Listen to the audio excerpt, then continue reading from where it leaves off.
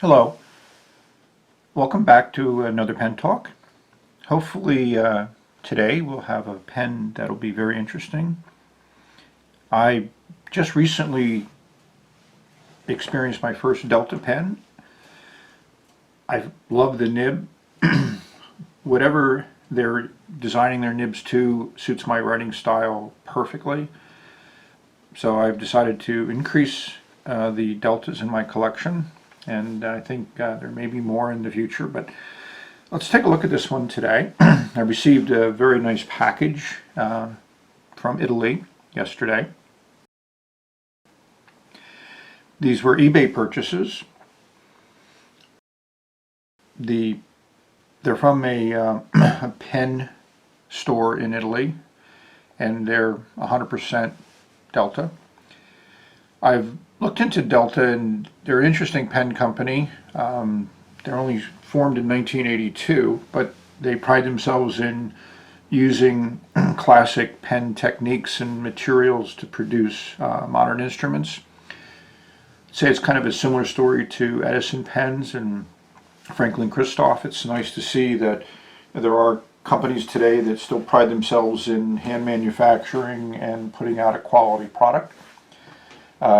As you may see, this is the Dolcevita pen, part of the collection, and this is a particular model of the Dolcevita. It's the Zen model. It's a 14 karat nib, and I got it in broad.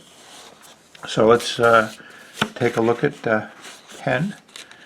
You will open up the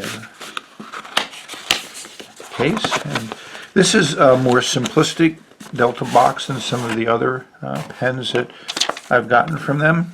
As you can see, there's no way of telling the top and the bottom. So as we open it up, we see the pen, a very nice presentation model. And also in the package is some excellent literature. You have a booklet. It basically shows a lot of the Zen line. So both in English and Italian. Here's the new model for Dolcevita. Again, as you can see, they do promote their line. And what's nice, as with the other Delta pens that I've gotten, is a signed from the seller, giving you the number. Every Delta pen is uniquely numbered. It could be part of a series, or it just could be a number, the date it was sold, and the seller. A little instruction booklet. This was probably inside the case, indicating it is a 14 karat nib. And this is a little sheet from the seller, just basically telling us it's 100% Delta. So let's take a look at the pen.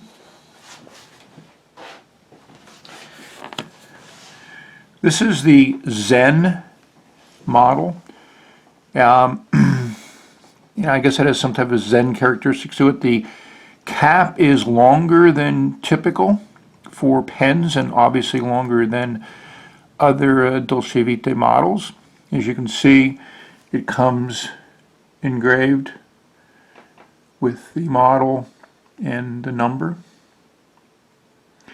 The bands here at the bottom of the cap are sterling, and it's a very nice engraving. They say it's done by hand, but it looks like it's cast to me. Classic design clip, very springy. And the classic orange resin that is known for the Dolcevita. A lot of stories behind this you can look up on the web. As we take the cap off, you see there's a black section here, which is a nice size, and we have the 14 karat nib in broad. Sorry about the light. We need to move a little bit closer so this stays in the sun. I like the way it sparkles off of there. Again, a classic Delta nib, coated in palladium on top of 14 karat. The nib and tipping material are excellently done. Just a standard plastic feed, but I find the feeds to work extremely well. The pens write perfectly right out of the box. I've never had any issues with them. I've never had to do any adjustments to them. And as you can see, the resin just has a very good quality to it. And I apologize about the light, but there, we'll get some better light on it. A lot have been said about this resin. They must have a significant supply of it because they've made a lot of pens with it in a lot of different versions. The pen is really designed to be used posted. As you can see, it fits very nicely in the hand posted. Very good balance to it. I'd say it's on the medium weight size. We'll put up those dimensions for those that are interested in the actual numbers. So that's it for a review. Let's take a look at how it writes. Writing, I thought we'd compare the Dolcevita Zen to two other common pens, Pelikan M800 and the Lamy Safari. As you can see here, they're all about the same length, but the cap on the Zen is significantly longer. If we uncap these,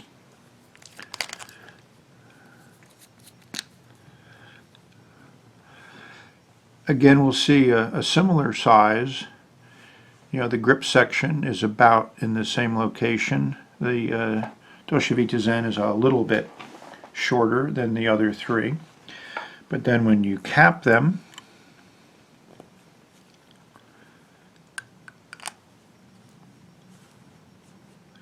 you'll see how much different they turn out to be. So the Dolcevita Zen is still a little bit shorter than the other three. And amazingly, the Safari is the longest, especially when you take into account the extended grip.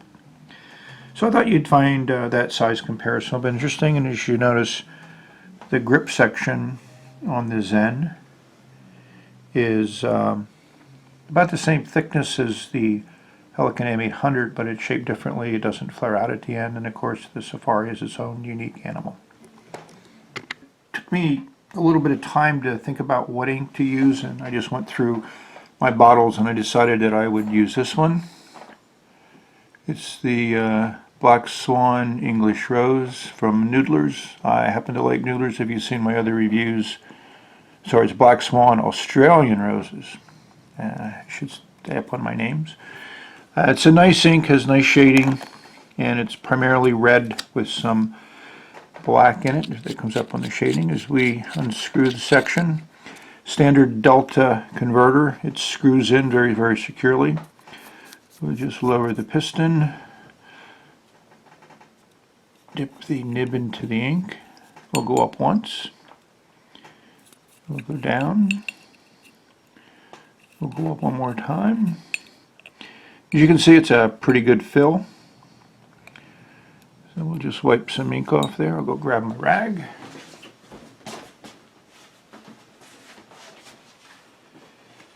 Cap the ink, always an important thing to do.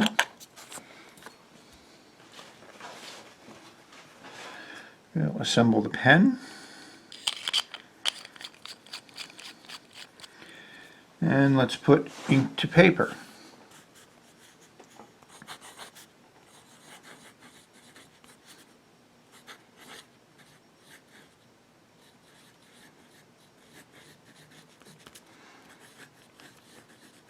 Incredibly smooth nib. I mean, very consistent flow of ink.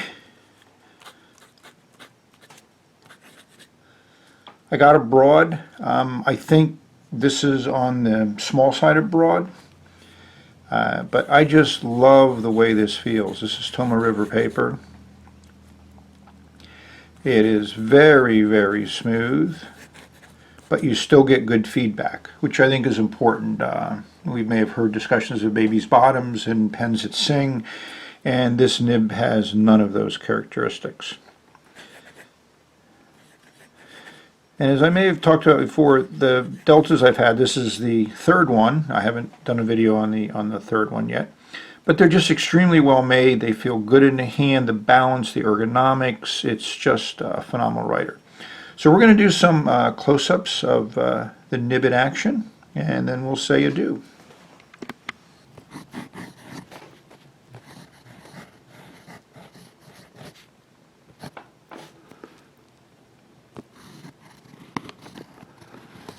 pen is, I would say it's a fairly stiff nib. It does have a little bit of give to it, which is nice. And as you can see on the downward stroke, you can get a little bit more ink flow. But I wouldn't certainly ever call this flex. I would call it medium soft. But as you can hear,